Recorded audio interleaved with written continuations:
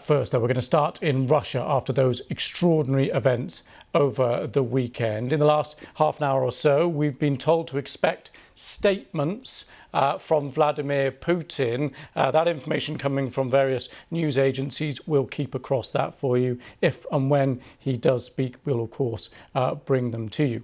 We have, however, already heard from the head of the Wagner group, Yevgeny Prigozhin. Now, in his statements he made in an audio message, he shed some light on what happened over the weekend. His aim, he says, wasn't to overthrow the government when he took his mercenary soldiers up through Russia. He does admit shooting down Russian jets in retaliation, he claims, for airstrikes against his soldiers. Well, our Russia editor, Steve Rosenberg, reports now from Moscow. After a weekend of high drama, there was no sense of victory in the Russian capital. The mutiny had failed, but what next for President Putin? And what would the Russian authorities tell the Russian people about what had happened? Vladimir Putin said nothing today about the mutiny. He was shown discussing engineers. It's not clear when this was recorded.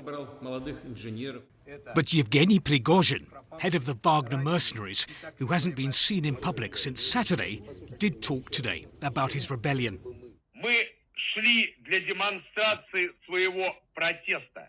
In an audio message, he claimed his fighters hadn't wanted to overthrow Russia's government.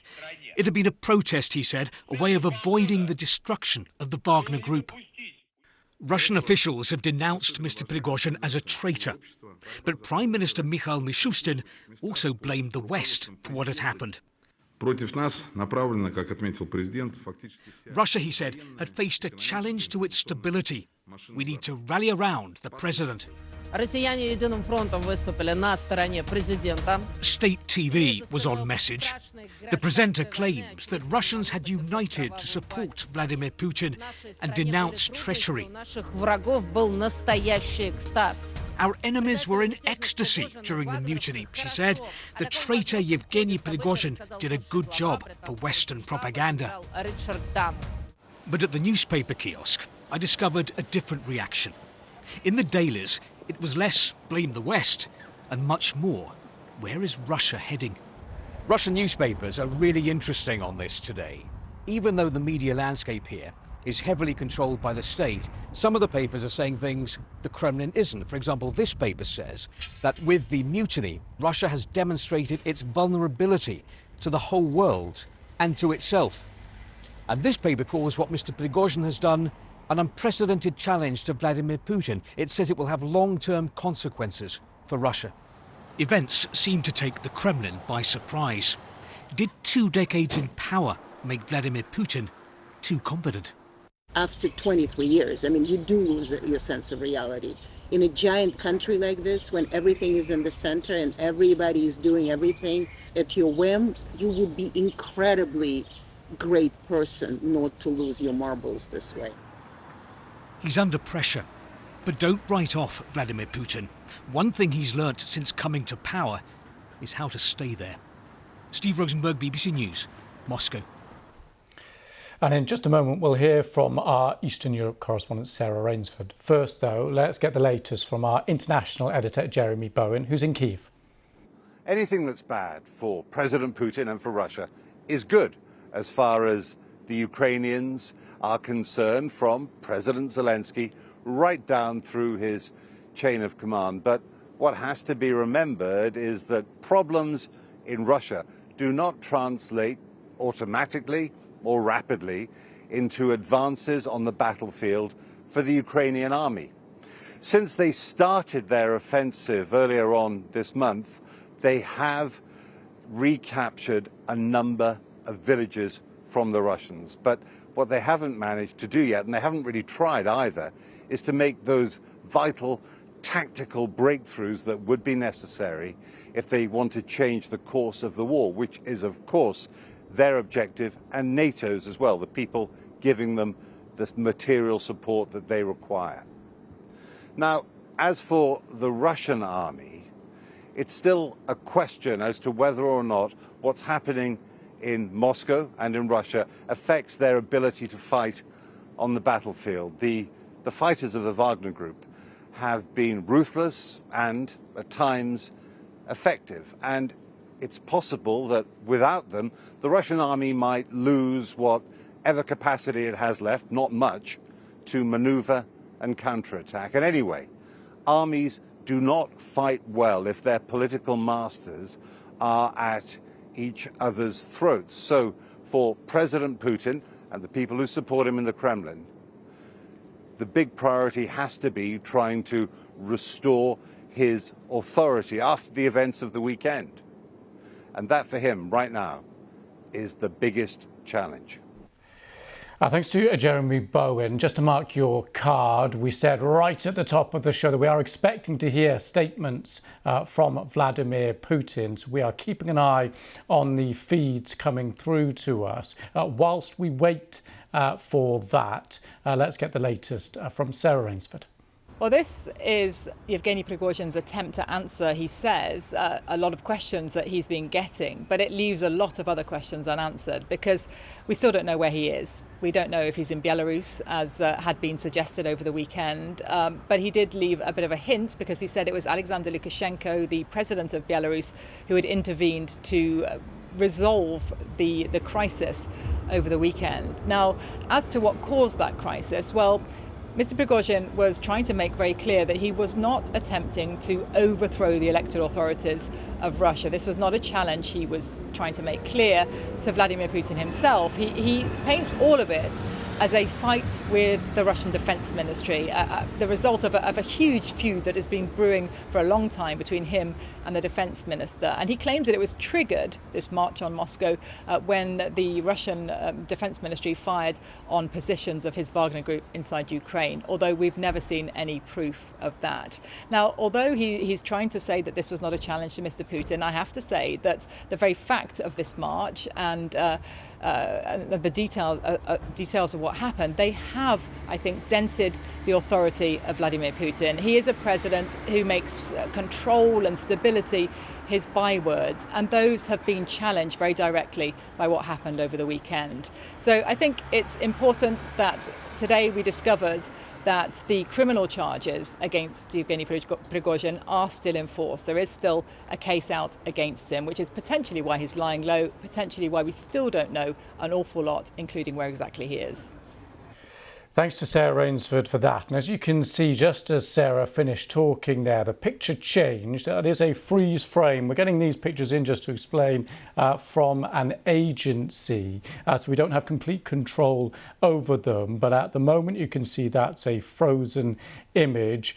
We're going to just keep it across that feed and see if anything starts happening, because we have been warned to expect some statements from Vladimir Putin in the hours ahead. And we've also heard from AFP news agency saying the leader of Belarus is also expected to make an address very soon.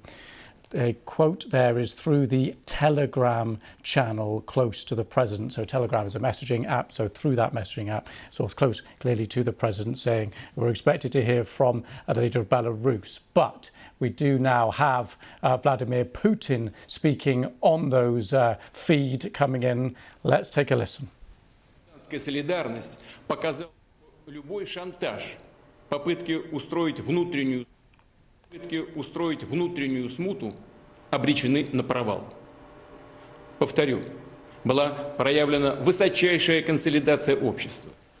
So this is to confirm these are the pictures of Vladimir Putin that we were told to expect, and his statements speaking right now. We do not have a live English translation of this, and we're being told that this is a tape replay. So this isn't live right now, but this is the first time we're seeing him speak. We were told to expect some statements. This is him, but we don't have an English live translation on this, so we are working on that as we speak. We are getting some lines out of the Reuters news agency on it, very brief so far. Vladimir Putin saying that society has consolidated So Vladimir Putin saying in this message that we're watching right now that society has consolidated. So the Reuters news agency getting that translation, and as those lines come through in drips and drabs, we will bring them to you, because this is clearly a very significant statement. This is a statement on state TV in Russia. Many people have been waiting throughout the weekend and, of course, throughout the day today to hear from Vladimir Putin, to hear his reaction since the events of the weekend and indeed the Wagner group turning around and heading back to their bases. We want to know exactly how he's now framing these events, because how he framed it over the weekend was mutiny and punishment and betrayal. We don't know the details of what deal was done with Prigozhin, with the Wagner group, but we do know that the head of the Wagner group spoke a little earlier, saying that he turned his troops round, that he never intended to topple Vladimir Putin, he never intended to topple the government. His targets were clear. It was the military leadership that he was unhappy with. He was unhappy with their decision-making, he was unhappy with their performance, he was unhappy with their supplies to the Wagner group, and he said he had to make his point. He did admit shooting down some Russian armed helicopters. But then we don't know where he is. We know that the audio message was released, but we don't have any video of Prigozhin. These are the statements that we're watching right now. It's a tape replay of Vladimir Putin. We're getting a few more details now about what he's actually saying. He says, all necessary decisions to neutralize the threat were taken at the very beginning. The mutiny would not have been suppressed anyway. Excuse me, I'll just correct that. The mutiny would have been suppressed anyway. Organisers realised their actions were criminal. So we have, for the first time, Vladimir Putin addressing what happened, addressing the mutiny in his words, and this is what he said about it. He said all necessary decisions to neutralise the threat were taken at the very beginning. The mutiny would have been suppressed anyway, and the organisers, we're going to presume that's the head of the Wagner group, realised their actions were criminal. So that translation coming from my colleague Vitaly Shevchenko here in the BBC. Just going to see if there's any more lines coming from Vitaly as this translation continues. Putin saying another line here from Reuters, that most of the Wagner group are also patriots. So some concession, it seems. Most of the Wagner group are also patriots. So clearly not a straightforward message from Vladimir Putin. There is some nuance going on here in his words. And he thanks actually the commanders and soldiers of the Wagner group who avoided bloodshed. And that was Prigozhin's message as well. He said he turned his group around to avoid bloodshed, to avoid Russian blood being spilt. And Vladimir Putin here thanks the commanders and soldiers of the Wagner group who avoided bloodshed. So some significant concessions, it would appear. Let's see what other lines are coming through. Again, we're going to bring you a bit more from Vitaly Shevchenko just as that message ends there.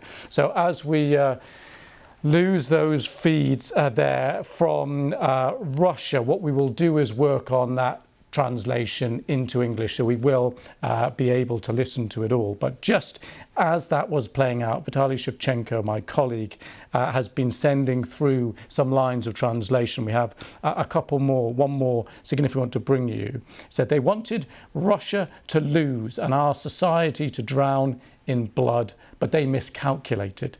I thank all our security services, those who stayed loyal to their oath, and the pilots who died. This is after the other line from Vitaly Shevchenko, my colleague here, saying that Vladimir Putin was saying all necessary decisions to neutralise the threat were taken at the very beginning. The mutiny would have been suppressed anyway, and organisers realised their actions were criminal. So some really interesting lines, and they are still coming. Reuters saying that Vladimir Putin said this: "I promise those of Wagner who want to go back to Belarus, I will keep my promise." So a lot to digest and a lot to pick through, and I'm pleased to say we're going to do exactly that now. We can speak to Sergei Radchenko, Professor of International Relations at Johns Hopkins University. Thanks very much for coming on the programme. Thank you for having me. So thanks for standing by as we were getting the message there of Vladimir Putin through in drips and drabs, little bits of translation. We're not going to get a complete picture for a few minutes, but what's your immediate reaction to what you're hearing?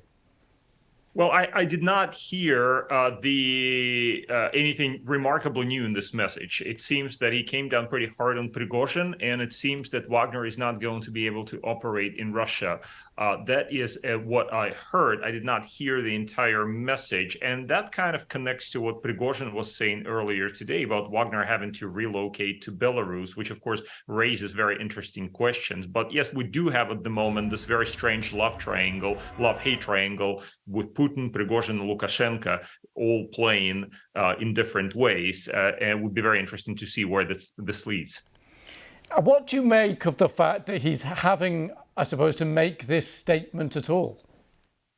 Well, clearly, Putin has been under some stress. This was an unprecedented challenge to his authority. The fact that Wagner troops marched almost all the way to Moscow, 200 kilometers from Moscow is where they stopped and turned around. That simply could not be tolerated in Putin's system. This kind of challenge was completely unprecedented. Therefore, he had to do something. He had to come down hard. So he declared Prigozhin a traitor.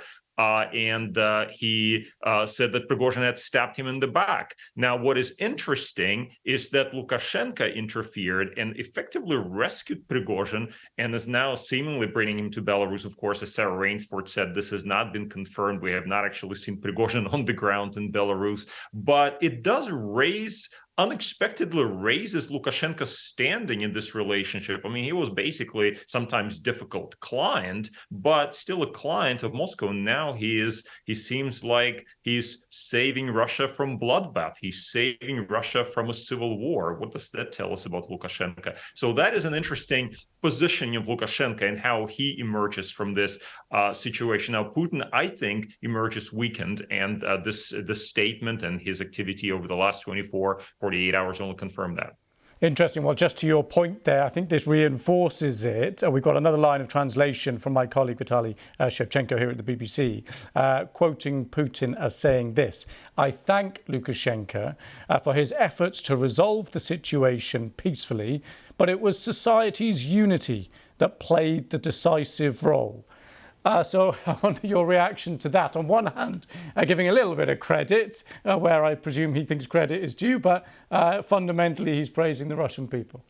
Exactly. And one word that he used is a word that has no English translation. It's the word smuta. Smuta means upheaval. So he's basically scaring there's a Russian collective kind of fear of this upheaval, this word smuta in Russian. And Putin is playing on this fear. And he's saying there could be an upheaval, there could be a civil war. And so it's great that the society came around me and united around me. And that is where he talks about Russian unity. So he's playing on the Russian fears of uncertainty. He's playing on the fear of the civil war in order to try to shore up his authority. But there's no question that the authority has been badly undermined. Well, let's explore exactly that idea then. Because so much of his power has been based on this idea of strength and attraction, and almost the idea that there isn't any option other than him or chaos.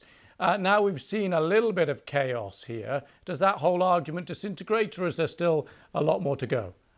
Well, he's still trying to play on the same theme. He's saying, well, if it weren't for me, you'd have chaos every day. And there is this, and that hence the reference to Smuta, hence the occasional reference to the 1990s. Whether this is sustainable over the longer term is a difficult question, because I think eventually the Russian people will have to say, well, excuse me, you were supposed to guarantee stability, economic prosperity. And what do we have now? We have an actual armed mutiny. That's unheard of. I mean, not entirely unheard of in the long span of Russian history, but certainly in recent times. And that will, I think, lead to very difficult questions about Putin's rule. So, I want to get your thoughts now on where this leaves the Wagner Group. I'm going to quote one more line of translation. This is from AFP. Vladimir Putin saying, Wagner mutineers can join the army or go to Belarus. Sergei, your thoughts on that, first of all, and where this leaves the Wagner Group now? So this was part of Putin's original plan. The idea was to reintegrate Wagner into the Ministry of Defense. That, of course, is the reason that Prigozhin basically struck out, because he didn't want to be subordinated to the Ministry of Defense by July 1st. This was the deadline. And I think Putin is now saying, well, those who want to join the Ministry of Defense and remain in Russia, they're free to do so, and the rest can go to Belarus. I see this as a strange concession by Putin that does demonstrate his weakness, i.e., what does that show about his ability to control the situation? We are used to thinking of Putin as somebody who's at least able to control his own minions. Okay, he's no longer able to persecute a war in Ukraine. That's been very clear, but at least control his own minions. And now he cannot even deal with the rebellion and is actually allowing the free exit of some of those who were rebelling against him over to Belarus. And of course, that leaves lots of questions. What will they do in Belarus? Will Wagner operate from under Lukashenko's wing? Will they have access to Russian equipment? Will they operate in Africa? Will they go back to Ukraine? Lots of unanswered questions. And let's look to the head then, Prigozhin. Where does this leave him now? I don't mean geographically, we don't quite know that at the moment. But Vladimir Putin, given everything you know of his pattern of behaviour, what do you think will be his decision? Well, look, if we have learned anything about Putin over the time that he has been in power, is that he does not accept treason. He accepts incompetence. That's okay. You can be fairly incompetent, fairly stupid, and still serve Putin, and many have done. But he does not accept treason, and those who have crossed him in this way have tended to pay the price. The question is, will he be able to, reach Prigozhin, who is basically under the protection of Lukashenko? That is where this relationship is a little bit unclear. If I were Prigozhin, I would be certainly concerned about my future and would measure expectations about my life expectancy. Absolutely fascinating. Sergei Radchenko, thank you very much for coming on. Thanks for standing by, for listening to that statement and picking through each bit as it came out. We really appreciate your time and your expertise. Thank you very much. Thank you for having me.